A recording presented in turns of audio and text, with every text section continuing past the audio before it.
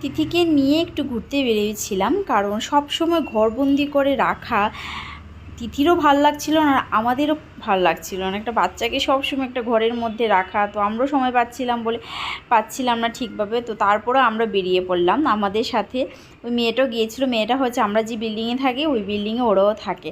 তো ও তিথির সাথে গেছে, ও একটু খেলা করবে যাতে ও বাচ্চাই। তো আমাদের তো এখানে খুবই ভালো লেগেছে, কারণ এত গাছপালা একসাথে এত দিন পর দেখলাম, সত্যি খুব ভালো। আর যা একটা ঠান্ডা বাতাস বইছিল, সব কিছু মিলে খুবই ভালো লাগছিল। তো সেখানে খেলার এত কিছু ছিল না, মোটামুটি 2-3টা ছিল। আচ্ছা, তিথি খুব এনজয় করছিল, কারণ তিথি এগুলো দেখার চেয়ে এগুলিকে ধরে টানতে খুব পছন্দ করে।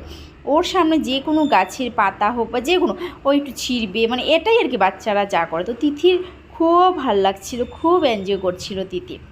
আমাদের সাথে পুরো পার্কটাই ঘুরছিল।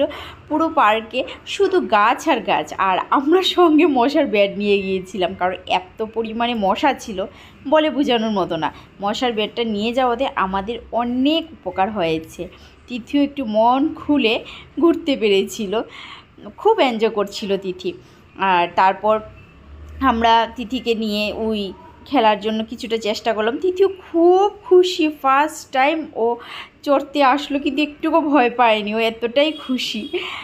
খুব আরও ছোটো ছোটো বাচ্চারা ছিল, বড়রাও ছিল, কারণ কারো বাড়িতেই আজকালকে এতটা জায়গা নেই যে একটু সময়টা খেলে বা কিছু করে টাইম পাস করবে। তো বড়রা এখানে খেলছিল, আর ছোটদের জন্য এ দুটোই, আর কিছু ছিল না।